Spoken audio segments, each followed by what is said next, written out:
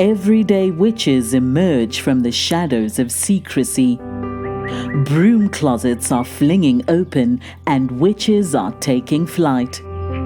Whether you are hiding in your cozy closet or flying with pride, stay for a spell as Witchcasting with Theodora Pendragon and her guests share magical moments, stir the cauldron, and debunk misinformation and misconceptions about paganism, witches, and our wonderful world of magic.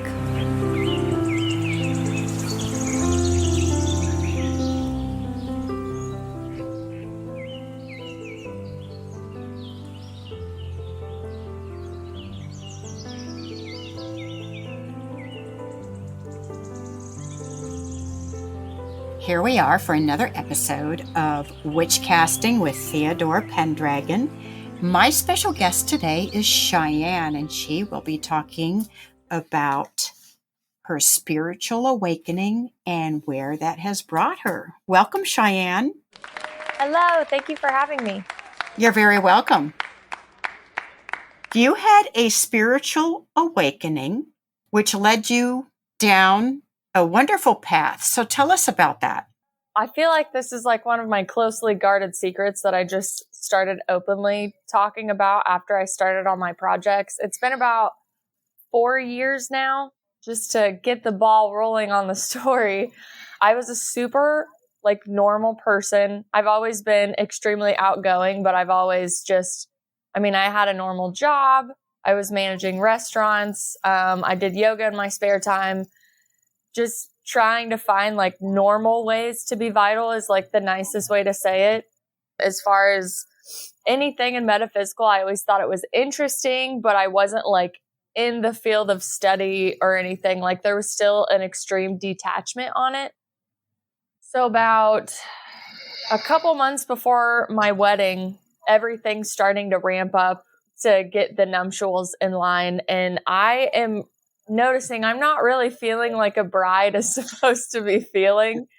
And it's really starting to mess with me because it wasn't like I was having doubts about the marriage or didn't know what I was doing or anything. It was more like something's going on again internally in me, and I'm going to need to find a definition for this outside of Western medicine, because I had kind of already been through the ringer of Western medicine when I was in my early 20s. And that's another story I'll get into in a minute. But fast forward, probably about 2 weeks before my wedding, I had a Kundalini Awakening activation and a heart chakra expansion. I had I would say a small beginner one at the yoga studio I was with my late yoga instructor, Sally. And I remember just needing a moment and going to, I went to the bathroom because I couldn't believe how overwhelmed with happiness I was. I was crying so much. And I felt gratitude through my body for the first time. I didn't feel like I was suffering is probably the best way that I could describe it. And I was just sitting there sobbing in this bathroom in the yoga studio, just putting my hands together and thanking the energies above me that I could actually feel this, because I had been breadcrumbed with this feeling. But for the longest time, I had never been able to really cultivate it in myself the way that I just found out I was capable of doing. So it started shifting my perspective a lot. I started listening more to the energy. I went and got a biowell treatment, and the lady shot frequencies through my body, basically. And she showed me a picture of my chakras on a piece of paper. And I never knew that there was an instrument out there where you could actually measure your auric field and energetic field and a bunch of other meridian lines in your body to check out blocked energy.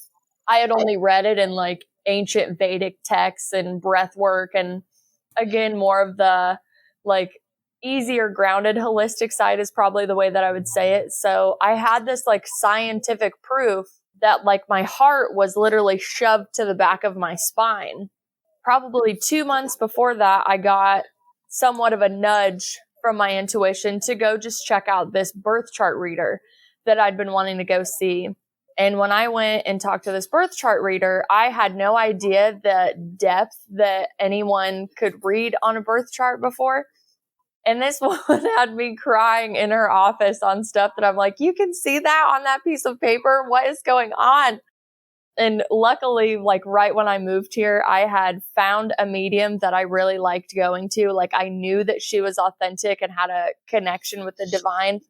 She like slowly connected me with things. Like I could just, in the awakening, it's almost like you get passed off to certain people, like while you're trying to find your intuition, right? So I ended up waking up just feeling honestly like I was on shrooms. I think that's the best way to describe a spiritual awakening to people, because the interconnectedness, the understanding that you have that we're all connected, we all come from the same place. Unconditional love is completely available to all of us. Cultivating in ourselves is available to all of us. Like this true understanding that we are just all love and we're all energetic beings in a human body. Like all of this came out, but I was sober, but I just had like a paradigm shift. I started having extremely prophetic dreams that have come true years later. I found out through the grapevine, because seeing it scared me so bad, especially because it had nothing to do with my life. It had to do with an old friend's life and where he was kind of going in his life and on the trajectory that he was choosing for himself. And at the time, I just really wanted to believe like it was a dream. I don't know why I would be shown these things. You know, I sat down in my meditation and I asked my higher self and my guides, you know, honestly kind of upset because I don't want to see this type of stuff. I'm like, why would you show me stuff about somebody else's life? Like this has nothing to do with me. It has nothing to do with my evolution. And I don't want to like hate this person because I see their life and where they're going. It really just upsets me. I don't know why it upsets me so bad, but I don't want to see this. So then the next couple days I had more dreams that were extremely real. The people I saw in there were real. The rituals that were used in there were a mix of ancestral, druidic, and indigenous. So I thought that was really cool to see all of these rituals being done in the ether with like kind of our spirit.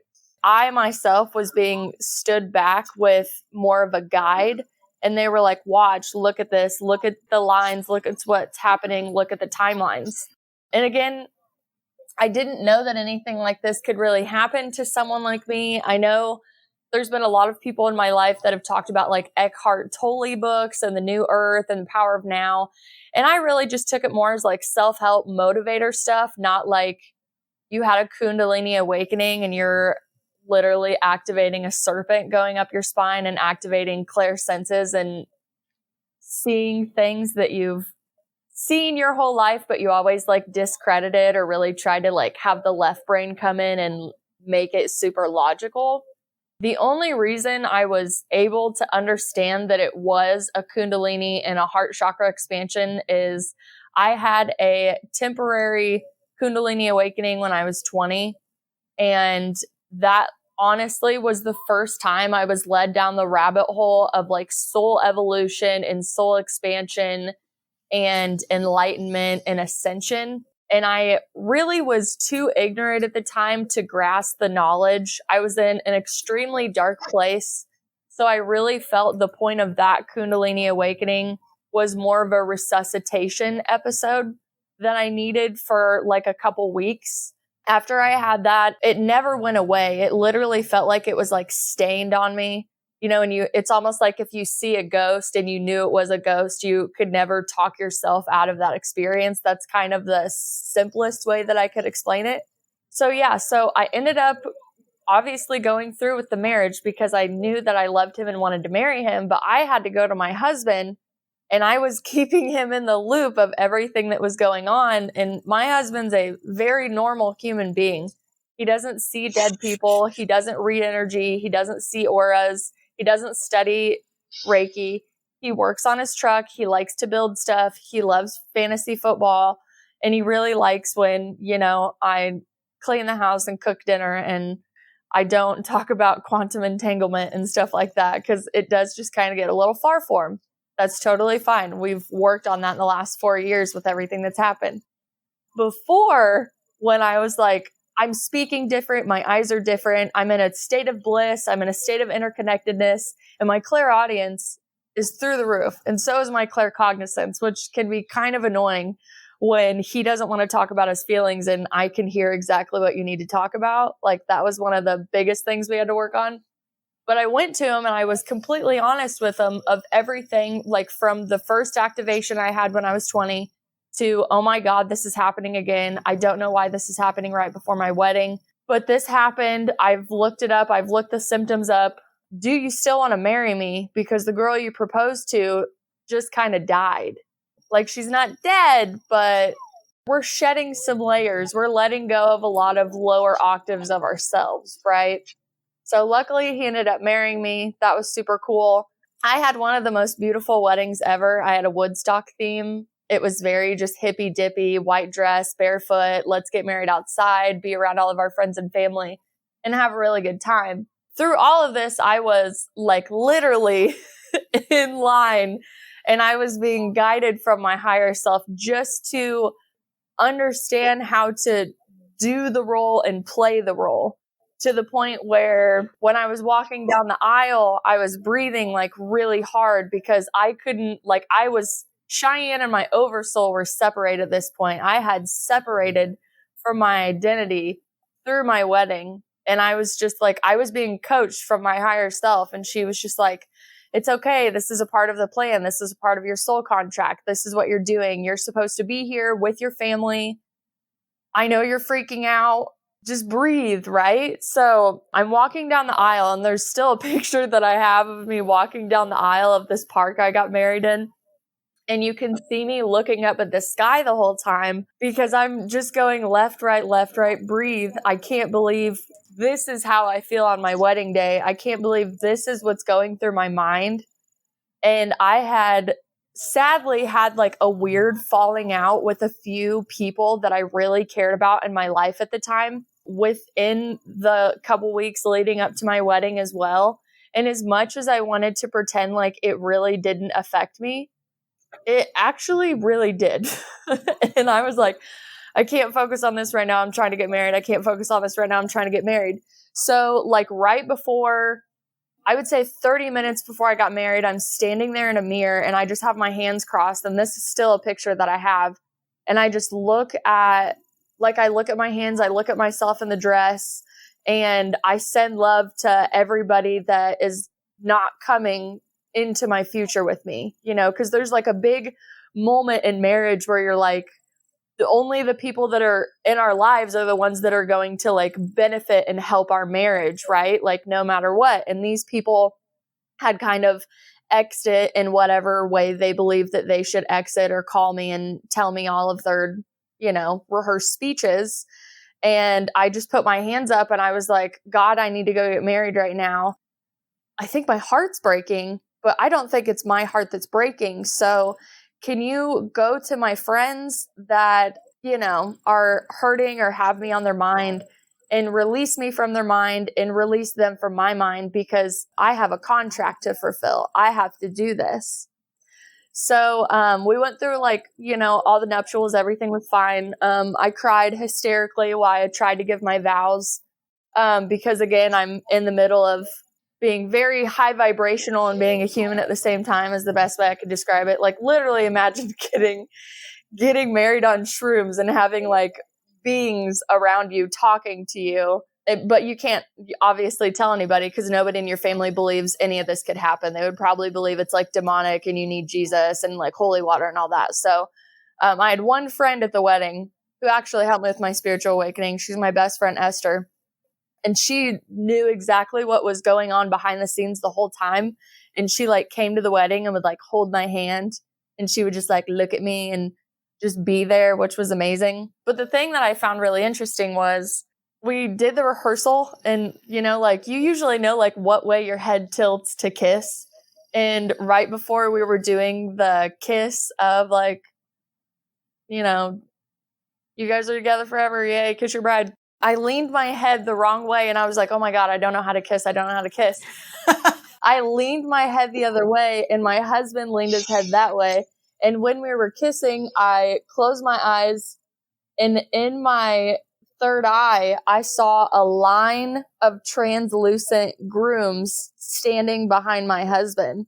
And you know how downloads go. They're really freaking fast. Like, it takes me longer to explain the story than how fast the conversations happen on the downloads. Because you ask the question, they give you the answer, the understanding is given to you immediately. There is no emotion.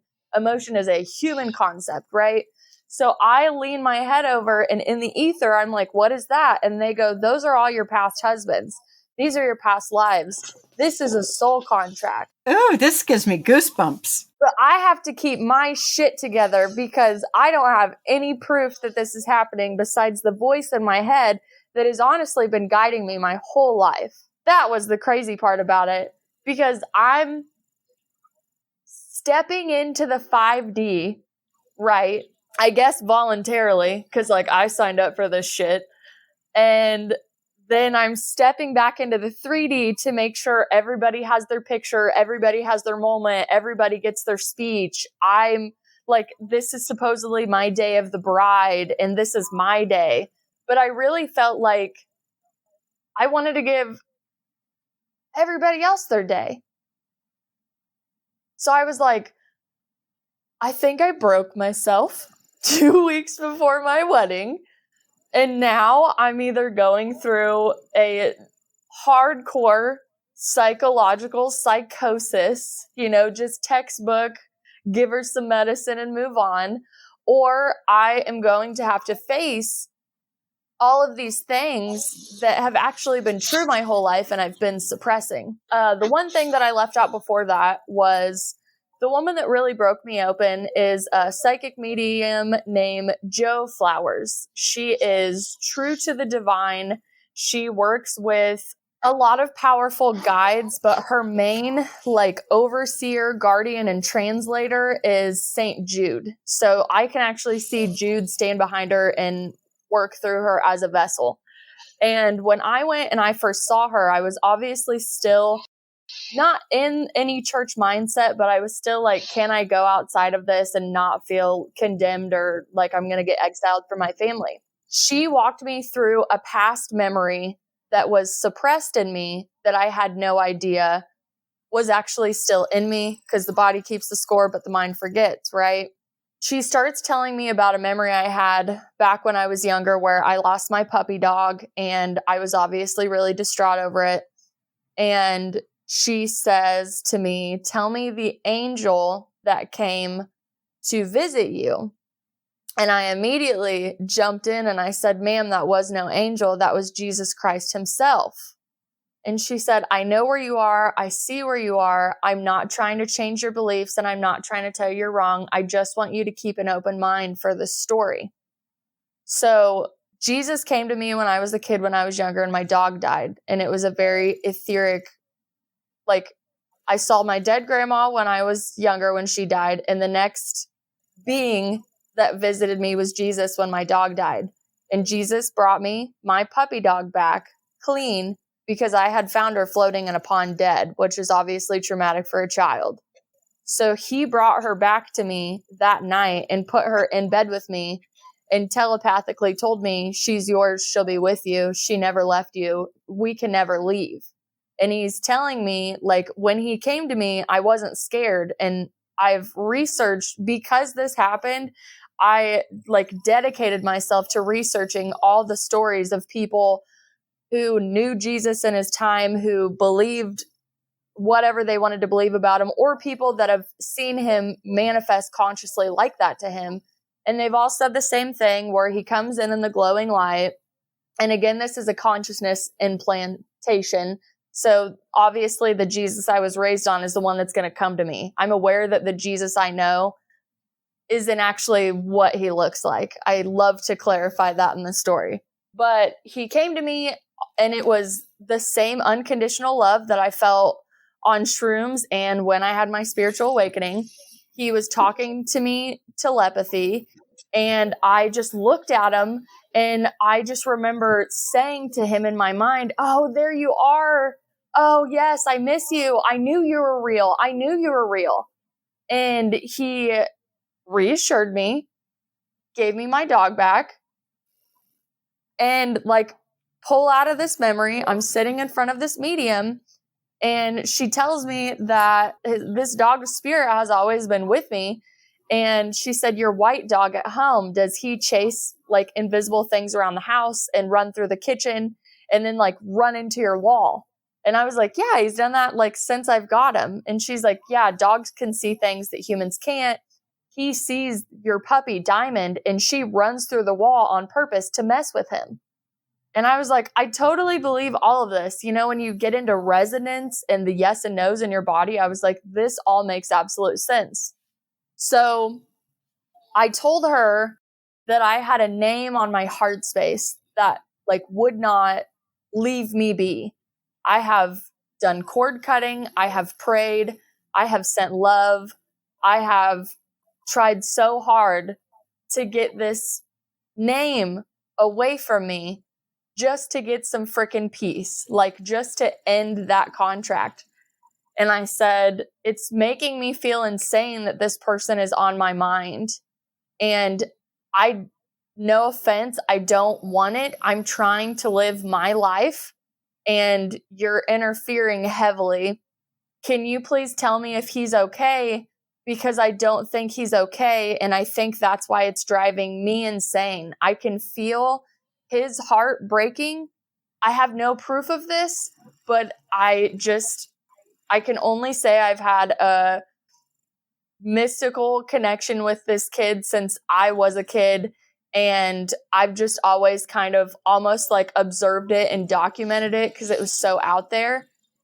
So she confirmed to me what I was seeing was potentially correct, but there was no way for me to like call and intervene.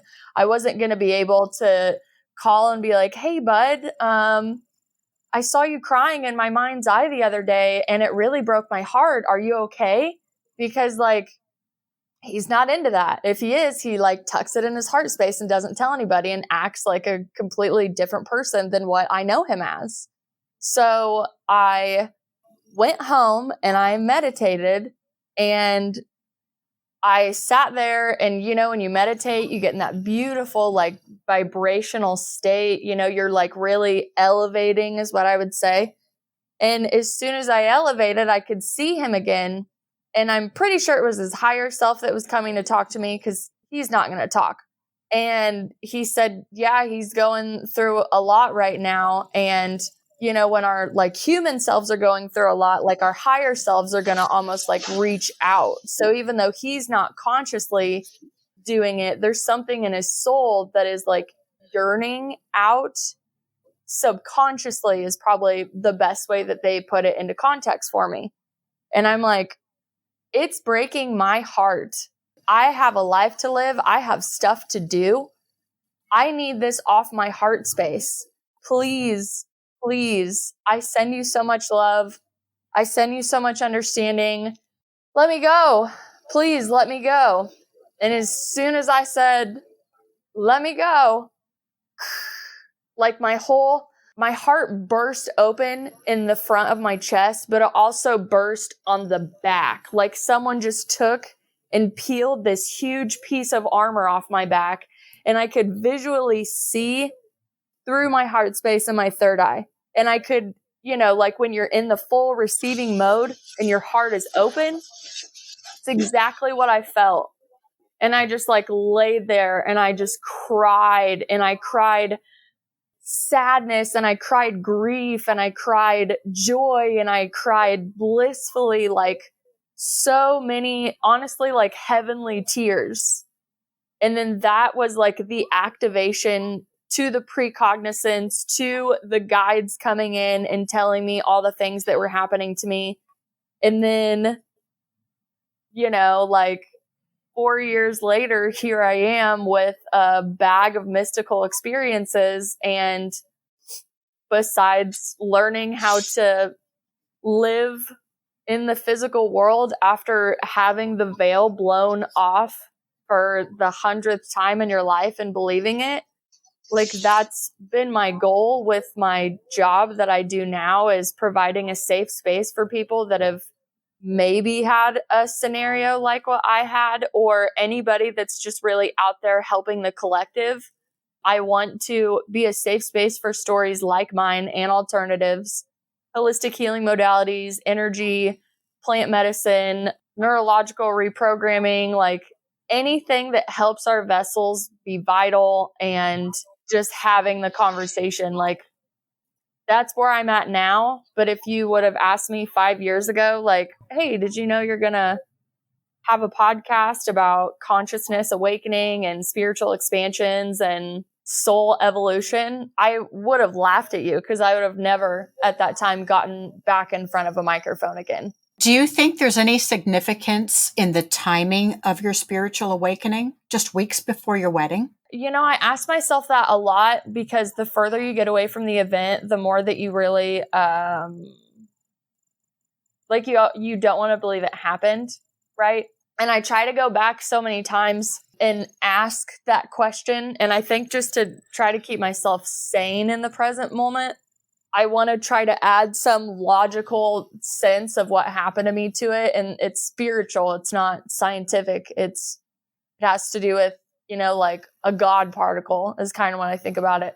Why it happened before my wedding, I've never been able to answer that question. I've asked myself, and I have like theories about it, but I don't even know if I could like explain the theory today. It has, honestly, I think it has more to do with quantum entanglement than anything. It's a question I don't know if I'll ever be able to answer as much as I want the answer. Like, why would it happen right before my wedding? Why didn't it happen when I lost my career of almost 10 years? You know, why didn't it happen when, you know, one of my really close friends died? Like, why did it happen right before, 2 weeks before my wedding? And why did I feel like I was activated again when nobody was around to activate me? I think that's the crazy thing, is I was doing things to keep myself vital and keep myself alive. But there are people that are like, they claim to be on an ascension journey and on an enlightenment journey. And I was not on that. That was my goal, was I want to get married. I want to honor my relationship with this man. We're going to try to have a child. We're going to move on with our normal lives. None of this was a part of our life before this happened. It was more like, hey, Halloween's coming on. Let's watch Hocus Pocus. You know, love the Sanderson sisters. And then you put it back in the box at the end of October and you move on with your life. It was kind of like that. I was highly skeptical of anybody who said they could do energy work. Again, I grew up with Jesus only being a healer. And even though I believe we're all vessels for the divine in some capacity, I still had my reservations. Direct experience will obviously do a lot to a human being to change them, whether it's stuff in the physical world or spiritual phenomenon that we all experience. And I would love to answer that question, but I actually think that question is meant for another human being outside of myself, to be honest. Because I think it all has to do with energy. And since I'm like the feminine of the aspect, I'm the receiver of most of the energy, is what I would get from the connection.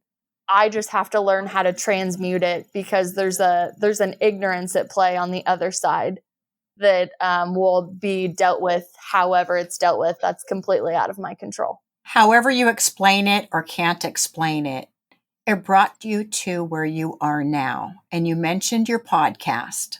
Tell us about your podcast. Yes. So my podcast is Safe Space with Cheyenne. So obviously anybody that's had a crazy spiritual experience, not even like mine. I think they're all different. But even like psychic mediums, paranormal, anything with holistic health or vitality. Life coaches are one that I really like doing, because they've definitely had like some crazy traumatic experience almost that really shifted their lives in a way. But really, like I've noticed, there's a huge shift in a higher population where they were living this, you know, unawakened, like zombie life, the stereotypical programming that we all grow up in. And then something happens to them, something shifts inside of them. And they're like, I want to help humanity in a greater capacity. I want to take the things that I have went through, learned my lessons on, and I really, really, really want to go help people. I have found when you want to help people in a greater capacity like that, most normal people look at you like you're delusional. You're like a freaking like white savior type thing. Maybe your frontal lobe has just expanded too much where you have a savior complex. I don't really subscribe to any of that. I think psychosis and spiritual psychosis is completely real. But that is just literally back down to, is your crown, your third eye, your throat chakra, and your heart completely open, but all of your other 3 energy centers are closed, because that would mean you are ungrounded.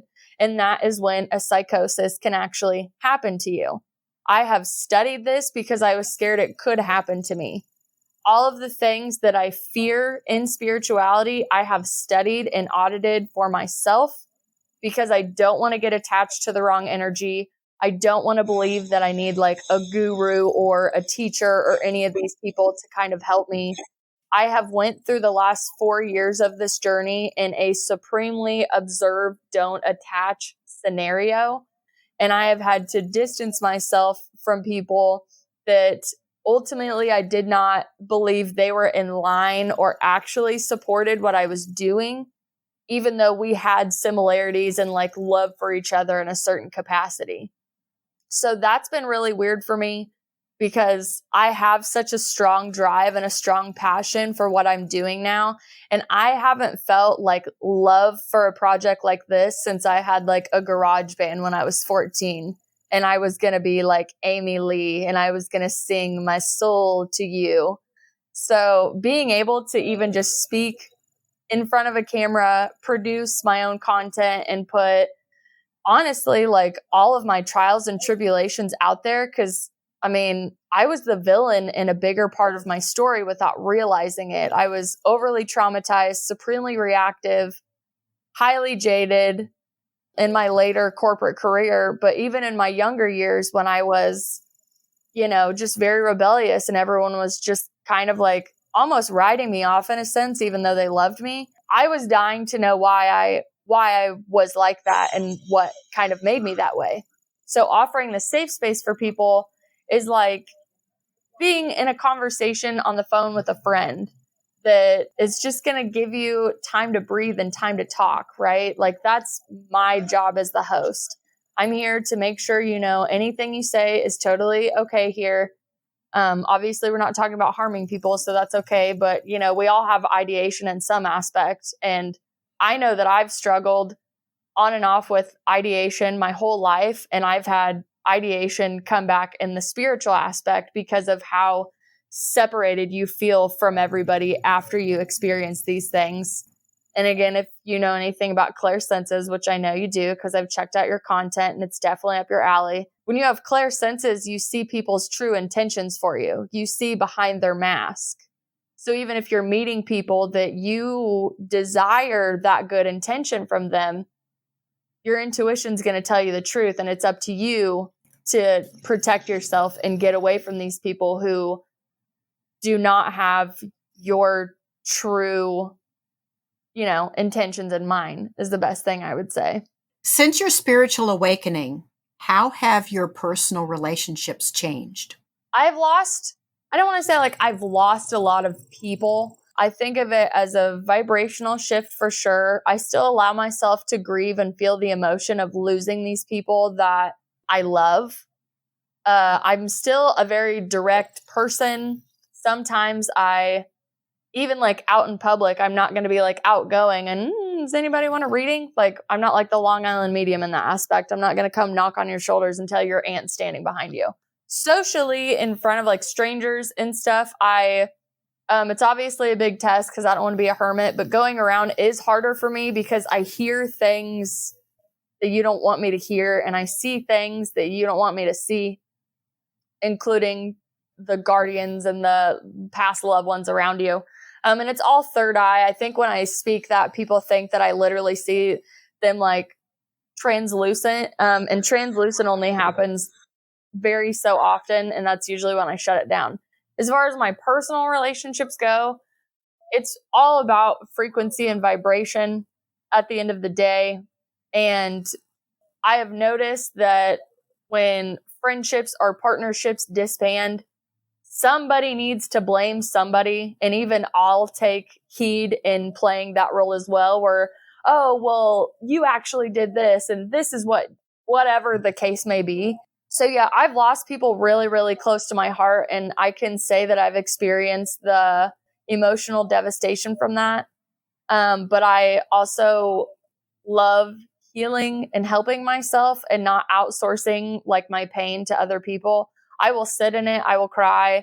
My shower is my sanctuary. I will do Epsom soaks and whatever I can to just release all of that grief. And I have total faith that, the people that are not in my life anymore, they have their own path. I wish them no ill will. I love everyone that I've ever experienced. And if I have like an inkling of, something like that I want to like judge about them or be like, kind of like egotistical and high and mighty, that's just like more for me to heal. And it's going to take time because I have other things to do in my life than like, wonder why I still have egotistical moments because I'm a human, right? I just think it makes me dig deeper when I lose ones that I really, really love. Like there are people that come in and just absolutely touch your soul. And you're like, I never want you to leave because you make me feel so good. This is at this time, we're at a compatible frequency, but eventually life's going to pull us away from people. And it doesn't mean like, I hate to be like, they're out of my life and they're never allowed. I really leave it up to the vibrational and the frequency match.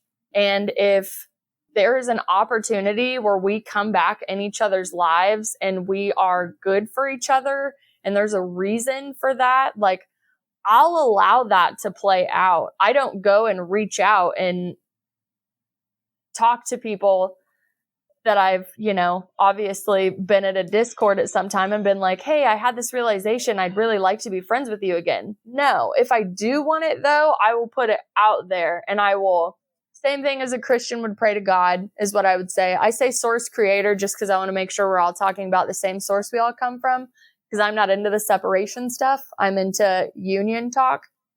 And I just put my hands up and I'll just say, hey, I'm noticing that I have this on my heart today and I really don't want to carry it around. If there's any way that me and this person can ever be friends again, serve each other's lives positively, make it happen. I'm going to lay this on the altar. And if it's meant for me, it's meant for me, but I'm going to go on my own way and I'm going to do the things that I need to do because I can't sit here and cry. I don't want to cry over this person anymore. I don't want to cry, over the fact that their name's not going to pop up on my phone or, we're not going to experience all these wonderful things together. So that's probably the hardest thing is no matter how spiritually elevated you are, you cannot bypass those human emotions with spirituality.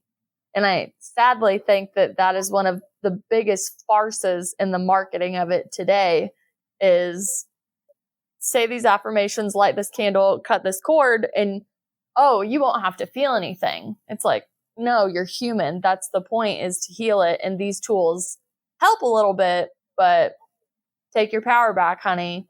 Feel it to heal it.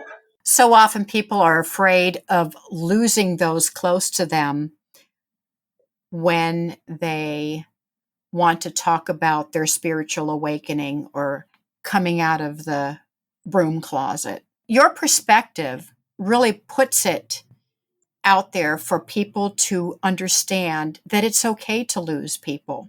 Well, you're never really losing them. And again, I love the separation of like Cheyenne, human Cheyenne. I have emotions. I'm sensitive. I care what you say. What you say means something to me. So I have to take responsibility for who is in my life and how they speak to me and how they treat me and how my boundaries are in place, because I know that I'm sensitive, not just empathetically and spiritually. I'm sensitive as a human being. I'm a really really sweet, nice person. And if you need something from me, I will probably give it to you because I love you unconditionally.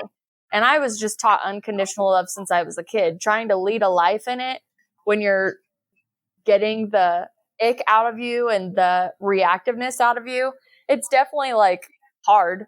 But I'm happy that I'm on this journey instead of, thinking life is so mundane and none of this is worth it. And, oh, my life is just full of obligations and I don't want to do this. And just such a dreary, unawakened state of not understanding how beautiful it is.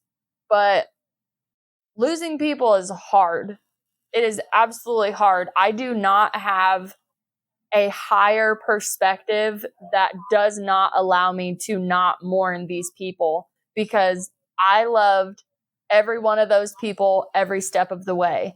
But I will not sit here and tell myself that I was 100% good for you at the time, because I too was also evolving. So when I go and look at those instances where, I didn't want to lose that friend, I really go audit myself and I'm like, okay, did I speak too much from an ego? Did I speak too elevated? Did I cross a line? Did I cross a boundary? And most of the time, especially in the last 4 years, if people would call me, I would completely I would tell you everything that was coming to my mind, not going to hold it back. You called me. What you want to have this conversation? Great. This is what I saw. This is what I see. This is what's going on. And ultimately, those poor people, they were just getting cognitive dissonance. And evolutionary wise, we're just kind of working some stuff out on each other. So having that awareness has given me greater boundaries, has given me better discipline, has given me better control. And that's what I thank those people for, is for playing that role for me at the time. We really are all mirrors for each other. And a lot of people want to talk about the good mirrors and the good times, but I'm okay with understanding that I was the villain in the situation on some, and being unconscious of that fact, and then having that awareness and going, I found this. Let's make sure we don't do this again. And let's grieve the right things. And let's not, again, always look for someone to blame in the situation. Sometimes it really is just vibration. And it's the human side that feels abandoned and feels rejected and feels misunderstood. And those can even link all the way back to just inner child issues that are coming out that this person activated in you from a soul perspective. So it really is about detaching from the emotions for a minute to have that eagle-eyed view, kind of saying you're too close to the forest to see the trees. Those are the emotions that are playing out. So give yourself a moment. I think journaling really helps. And then, I fucking miss my friend. I love our conversations. I wish we could have hung out. I wish we could have figured out how to be in each other's lives. I wish, all of these wonderful things. But I'm not going to sit here and badger anybody that isn't in my life anymore, unless, of course, they literally put a gun to my head and try to rob me. I could still tell myself could be some karma, but you're probably not good for me, That's all very good advice. Thank you. Is there anything else you would like to tell the listeners before we sign off? You went from normal to psychic. Yeah. And I mean, I definitely had little inklings my whole life. I lived in haunted houses. I've always been the Dr. Phil of my friends group that always had that higher perspective for you. I never really knew I was listening to clairaudience and had claircognizance or third eye. Again, none of that was for me. But I really was normal in that sense. And I woke up. And that's probably the biggest thing, is I speak on it now. I tell my story now, and I get better at telling my story because I need you to know that this can happen to you. It might happen to you, but also remember that not everybody is here to wake up. So if you do have a spiritual awakening, you don't necessarily have to run around like the person that just quit smoking cigarettes and then goes to their friend who smokes cigarettes and goes, oh my God, you must quit smoking cigarettes. I can breathe better. I can see better. And I don't stink. That is exactly what you want to do. You're like, oh my gosh, I found God. I found love. I found the truth. I am you. You are me. I love you. I love you. I see you. I honor you. I love you. But that's a lot for people that are obviously just trained in like conditional love and giving something to get love in, a receiving mode. So the awakening is happening. It's been happening. It's going to happen far past when I'm gone. So my job now is to make content that outlasts Cheyenne's lifetime, make sure my daughter is raised as best as I can, honoring the spiritual side of me, the creative side of me, my relationship with my husband, and all the friends that do come in my life, and just honor what I actually came here to do instead of being so scared to do it. So yes, one scenario that I like to paint in everybody's mind, because this is my trick and it's a morbid trick. And my trick of how I can be my authentic self is I did die and I was reborn as I was still living. And there's a scene that somebody wrote that says, imagine you die, you go into this room and God is sitting at a table and he has two binders in front of you. He has a binder this big and he has a binder this big. And he slides the short binder over to you and he says, this is what you did and this is what you could have done. Can you tell me why you couldn't finish everything you went to go do? Because if you ask yourself that while you're living, you're going to find out that the people that you love are the ones that you're actually letting hold you back because you don't know how they're going to react. It's putting yourself out there that you're scared of. It's the fear of failure, the fear of losing friendships and loved ones. And this could even attribute to like marriages. I know there's a lot of people that are stuck in such a deep comfort zone in their marriage that they're so scared to be alone that they're like, yeah, I'm just going to stay here and I'm not going to evolve. And again, it's your free will. You have that choice. I send so much love for people that do that too. But we all have something we came here to do. So it's going to take some time to find it. You're going to pick some things up and put it down. It's totally freaking fine. Failure is just an early attempt at success. And if you do wake up in this lifetime, congratulations. It's beautiful. It's authentic. If you don't, you're not left out. You're still playing a part. Like you're still helping humanity. This isn't a spiritual ego talk. You're all loved. You're all seen. And at the end of the day, we really are all from the same place. And if you don't believe me and you don't have a spiritual awakening, just go take some freaking shrooms and they'll show you. And if you really feel like doing some crazy stuff, go do DMT or ayahuasca. Those are on my to-do list because I would like to speak to God again the way that I did the day that I woke up. Well, you definitely have had your bag of mystical experiences. And thank you for sharing them with us today. Thank you so much for having me. I love telling the story, and I'm just so thankful that I could talk to you as well. I'm very thankful too. Thank you for being on the show. Thank you. Thank you for joining us for Witchcasting with Theodora Pendragon. Have a burning question or have a topic you'd love Theodora and her guests to discuss on the show? Contact her through Instagram at Theodora Pendragon. If you enjoyed this episode, make sure to subscribe so you don't miss the next one. And help us spread the word by leaving us a rating and review and sharing it with your friends. See you next time, and may your magic always shine.